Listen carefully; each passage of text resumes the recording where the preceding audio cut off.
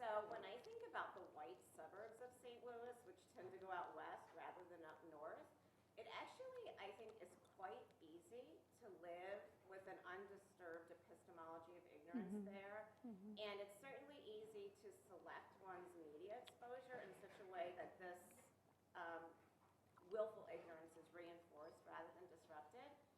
And when I think about some of the reactions that we've seen, the partisan protests have been, my perception is that it's quite polarized here in St. Louis. And the anger that we see from whites is an anger at your protest is disrupting my comfort. It's making me uncomfortable. So my question for you is if you could say a little bit about any normative distinctions you would draw between seeking comfort, if you're a member of a dominant group, through embracing an epistemology of ignorance on the one hand, and seeking a different kind of comfort if you're a member of an oppressed group. Yeah. So I feel like that distinction is maybe there, but maybe if you could say a little more about it, because I do think politically those are very different kinds of comfort. Yeah, that's a good point. Yes, I think what Painter argues, and I'd agree with her, is that it's getting harder to find those spaces. They're still there. You know, but yeah, but it's, you know, you have to go to the Pacific Northwest, but you can't be along the coastline anymore. I mean, that's where the Aryans going, but you can't, like North Carolina, which people used to think was a very white dominant space, is no longer. So it's getting harder, but it doesn't mean that it's gone yet. I think that desire for comfort is interesting because the sense of entitlement to comfort, I think, is what needs to be unpacked, is the sense of entitlement to comfort. And the disparities in comfort can be pointed out so that, in reality, it's kind of like white privilege or male privilege. There's a huge amount of comfort for white people in terms of being in spaces like this, right, and spaces where the front of the house is white and the back of the house is always black or brown in restaurants. And just to be constantly in those kinds of spaces, which is, you know, perhaps provides a kind of comfort for whites or some whites, a discomfort for some whites too, but is, you know, this constant sort of aggression and alienation for others. So when whites demand comfort, they don't realize how rich they are, in a way, right? They don't realize how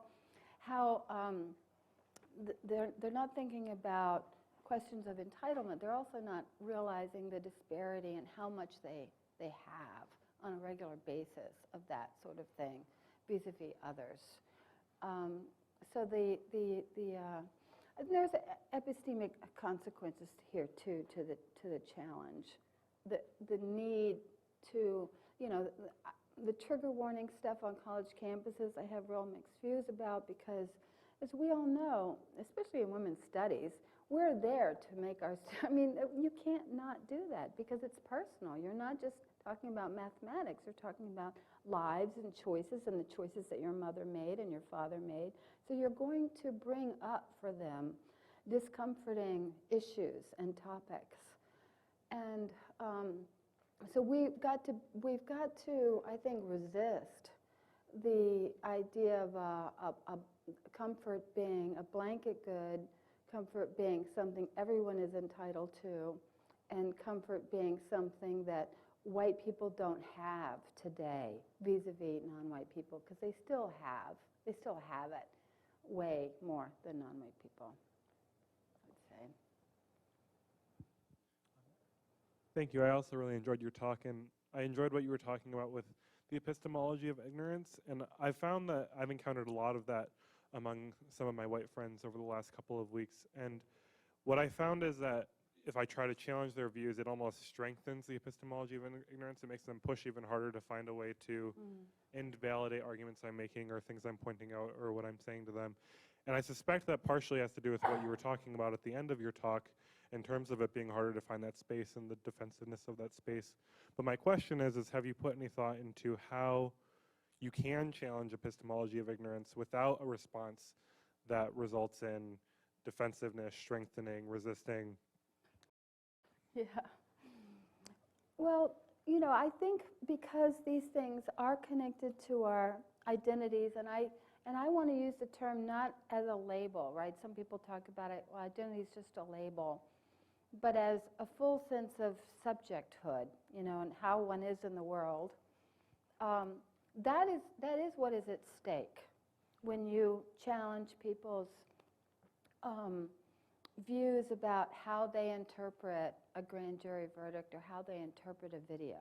So you are calling their very own most self into account. So I think there is no way to get around that, to have a kind of a surface line conversation. Yesterday, before I left, there was a demonstration outside Hunter College, and I was on the periphery of it chatting with the community relations police, two white cops who were there from the community relations. And I wanted to engage them, have a little conversation, cool them out a little bit so that they would not be hostile to my poor students who were demonstrating and about to march down the street. It didn't work. I was talking about Socrates. I was talking about, disobeying bad laws. I was trying to be a philosopher. No, they got more hostile and more aggressive and more obnoxious as the conversation went on. So they were so invested in their identity, and I called into question the blue wall of cop solidarity, that silences them, because there's dissent and there's different points of view, but it gets very systematically silenced. But this narrative, there's certain narrative frames, and I think that's the way to go about it. So among the cops, it's the narrative of, we face violence every day. Therefore, you are in no position to judge our interpretations or our judgments or our reactions, right? So that's an epistemic claim. They're making an epistemic claim there, that because they face it every day, and I may face it once a year, they have an epistemic privilege in judgments in regard to these kinds of events.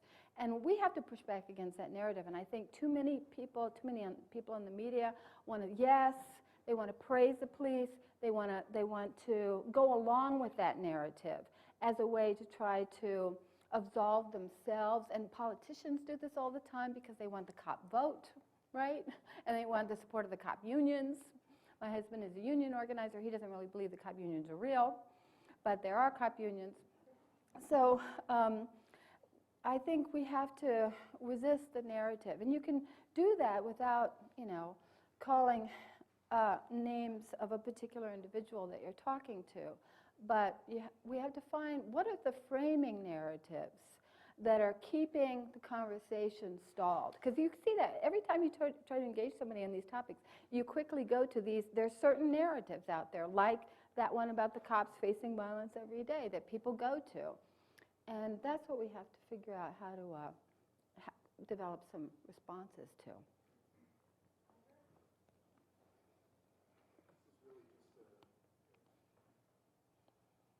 I'm thinking about Clarissa Hayward's question a moment ago, and this question of the sorts of comforts of the privileged versus the not privileged, not as privileged. It just strikes me that this whole question of pleasure or comfort is vastly under-theorized in general, that we really don't, we were talking at breakfast, for instance, of the sort of cultural energy or joy, if that's the right word, so now maybe it's joy of the Caribbean American community in Flatbush in Brooklyn. Mm-hmm. And so we have comfort, we have pleasure, we have, joy. I'm wondering if this question of, maybe it's a question of affect at some level, but it's not just individual, it's also collective. I guess so I'm wondering, and what kind of pleasures are we, maybe democracy is simply uncomfortable, and that we have to, in order to have a truly democratic culture, we have to reconceptualize what sorts of joys, pleasures, and privilege and comforts are available to us in different kinds of social and political contexts.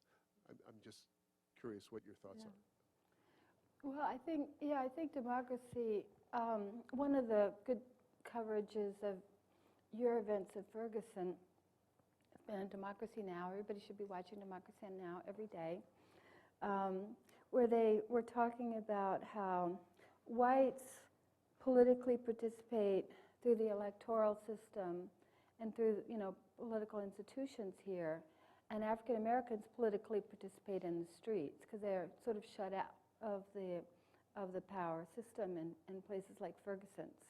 So democracy is there in all of its messiness and distortions, just as it is there distorted in the political institutions too. So it should be obvious that democracy is difficult. One of the things that we can do, I think, in the academy, and that you guys are way ahead of us on this, I think, is not just talking about affect and showing that affect is at stake and how it plays out in all of these rational, communicative engagements, but then helping our students and ourselves think about, okay, what do you do with that? So it's not just that it comes up and we have to allow it to come up. Let's talk about what do you do with that, right? Where do you take that? How do you think about that? So it's processing the affect that comes up in a way other than simply saying, be calm and be peaceful and be orderly, which is a way of just trying to really tamp down the affect rather than talking about how to work through it or process it or engage it productively. So the first step is bringing affect into the sphere of rational communicative action and showing the ways in which it's there. And then the second is to talk about ways in which it can be mobilized rather than just tamped down. And the ways in which it expresses ideas and claims that are not being expressed in the domain of propositional articulations, of the content of it. So I want to say we have about 6 questions in the queue, but hopefully we can go maybe a little bit over, but just to let you know. Okay. Thank you so much. I really loved your idea of challenging the productivity of integration. And I know for a lot of minority groups, there's a fear that integration is necessarily going to lead to assimilation into a white neoliberal culture that has questionable ethical and moral values. And I was wondering if you could just talk about ways to implement integration that don't necessarily equal assimilation. Thanks. Yeah, I will try to be short on these answers so that we can get everybody in.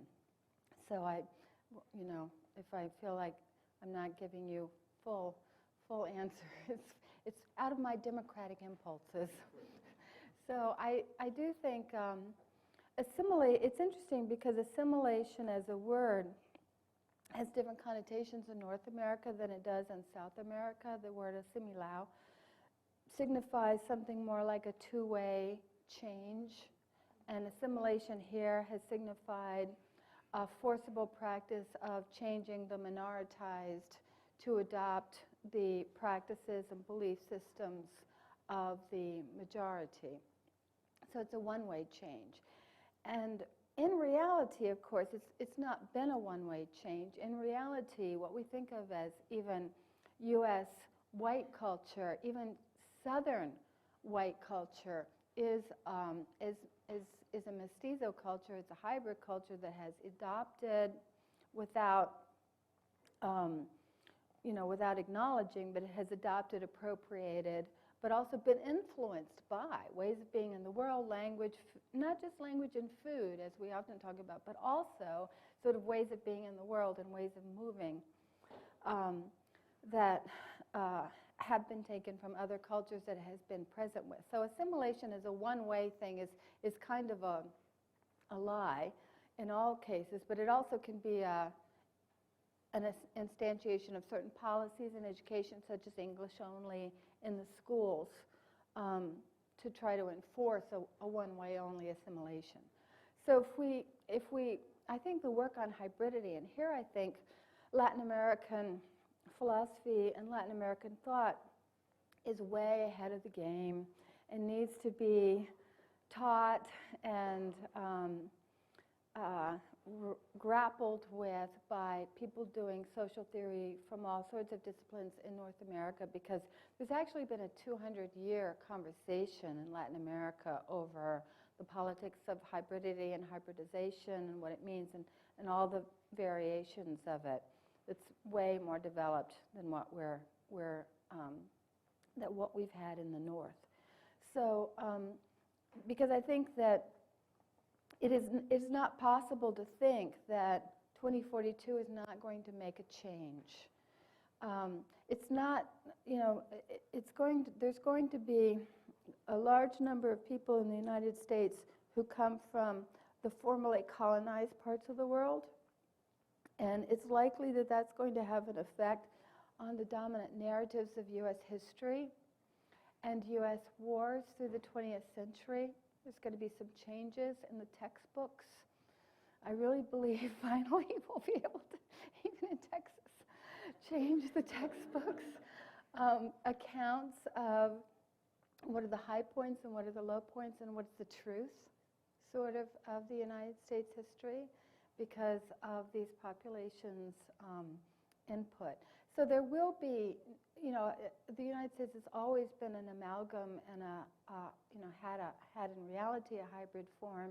I think the thing we have to do is investigate that hybridity, and that could be hard, for a variety of reasons. Communities of color, don't always want to. They see it as appropriation, and it's painful. Stealing under conditions of colonialism and genocide and annexation of lands. I mean, the New Age movement, there's, tremendous amount of critique and analysis by American Indians of the New Age movement. So it's very painful to look at these hybrid forms of influence, but they are there, and they need an analysis and an exploration, I think, of all the different things that they mean. I hate the New Age movement, I'm sorry, but I just, it's just so offensive to me. But there's something interesting in the impulse to go outside of European traditions. So we have about 5 questions in the queue. Okay. So we'll try to go like maybe 10 minutes over. Okay. Okay, I'll be brief. This is more a question that you raised in your paper. You didn't really talk about that, but you make a distinction between the political salience and the social salience of identities. And I really like the 4 dimensions of social identification that you're developing, but I'm not sure that I can separate those from the political dimension. So I think my question is, what is the political for you? Yeah, right. I just want to, I'm making an argument for a certain organic dimension to identity formation. Now, that organic dimension has political elements through and through. So it is not free of the political in any sense, right? So the historical experiences of slavery, annexation of land, colonialism, etc., obviously are political, that are part of what form the organic elements of group-based parts of our subjectivity. So in some ways it's a false distinction, but in another way I'm trying to say we need to think, first let's do the descriptive work. Let's do the descriptive work to figure out what identities are, how they emerge, how they change, and then do the political analysis, because too many analysts have wanted to go too quickly to the downside of politically invoking these identities in the public sphere, and the nefariousness of identity-based political movements and the problems of forced conformity, to a kind of political critique. So I want to say, let's do the social analysis and social description in a way first, and then see what we think about the political piece of it. Thanks for your talk. My question's a historical one, I guess. You've sort of sketched out a very broad view of the history of segregation, where it was formerly largely about the maintenance of white supremacy, and now it's more a kind of defensive, fearful white reaction to the promise of this 2042 moment. But I guess I'm wondering, wasn't the defense of white supremacy always rooted in fear? I'm thinking of lynchings in the 1890s that relied on the myth of the black rapist, that sort of question. Can we really envision, I guess it seems like what you're laying out is kind of an optimistic view where white supremacy was once more absolute and the fear is now a sign that white supremacy is kind of on the decline or on the run. But I'm wondering whether fear can really be used to, since fear has always been at least ostensibly a defense of white supremacy, of white supremacist practices. I'm wondering whether we might need to temper our optimism a little bit if that's what we're using to Right. defend it, if that makes any sense. Yeah, it's a good question, and I should defer to my betters in history departments on, really nuancing the historical claims here. But I think that, and it's hard to really say white supremacy is on the run in the last 2 weeks of events. I mean, it's not really, it doesn't seem to match the realities or the global realities of violence and wars around the world. But I do think that within the context of the United States, there's an important shift that 2042 harks. It's different from previous. I think we're going through a ferment in white identity today that's as big a ferment as happened at the beginning of the last century when all the Southern Europeans came and the Northern Europeans had to decide whether they were going to let them into the club, and they didn't really want to, or lose sort of a cultural hegemony and Gramscian sense of the legitimation of the state and legitimation of their dominance in all the cultural and political institutions. That was the price. So there was this ferment on what whiteness meant. And today I think we're going through a similar ferment, and I think it's real. I think it's different from the ferment of German identity in the 1930s, in which there was this specter of the Jewish threat that was put forward that was a complete obfuscation. Jews were 2 to 3% of the population in Germany, different from Poland or other countries, but they were not a threat, an economic threat of any sort in Germany. So there was this construction of a threat there. And I don't think that's what we're experiencing here. I think there is a reality here of changing numbers. And I think the Latinos are, numbers are different. African Americans are staying between 12 and 18%.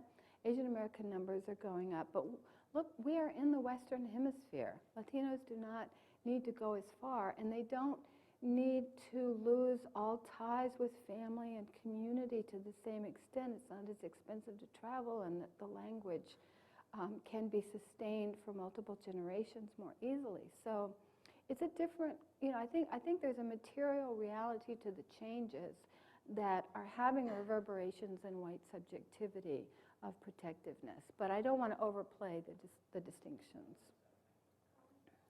Thank you very much for the talk. I wanted to maybe ask an internationalist question, because arguably Ferguson, well, not arguably, but in fact, is now very much important to many international protest movements.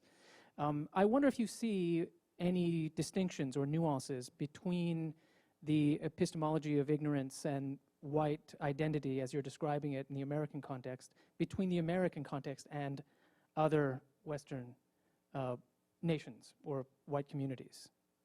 Yeah, there are. Since you're using a sort of empirical-based study of this, it would be perhaps interesting to hear about that. Well, I am focusing on the United States mostly, but whiteness is obviously a global phenomena, and there's other settler nations like Australia, which is a settler nation. Europe, I think, is different because for Europe it is immigrants primarily. There's small indigenous populations like the Sami in Norway, but there's mostly from immigrants of formerly colonized countries, rather than large populations that had been enslaved or whose lands had been annexed into, the nation. So, and I think these are different psychic dynamics. And I think it has an effect. I'm not sure exactly how, but in Europe, demonstrations are much more militant, right? I mean, and in Mexico, in Latin America too, they burned the door of the presidential palace a month ago. That's the way to do it. I mean, they a good target. It's a good target. And in Germany and in Greece, I mean, But what's interesting is the police response is very different in Europe, and that's partly why the demonstrations are always so much more militant. The police can be horribly abusive, and people do get arrested, but it's not as routine as it is here.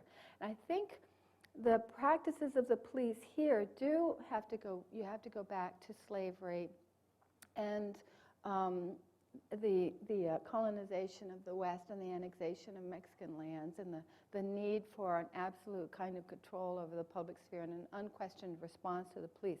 Whereas if you have the police, if you can imagine an ethnically homogeneous country or a mostly ethnically homogeneous country in which the police share the same ethnicity as the protesters, there's a different tradition of decades of different kinds of practice in that kind of circumstance that Europe is still, that the militants of Europe are still benefiting from, which we don't have here. So I think race is absolutely central, and the particular racial configurations and colonial histories we have here is absolutely central to the militarized practice, the opposition to the population, the bifurcation of the population that is possible here. You know, it's obviously changing in Europe too as we speak, but I think that history is part of what we're dealing with now. That's it. Oh, all right.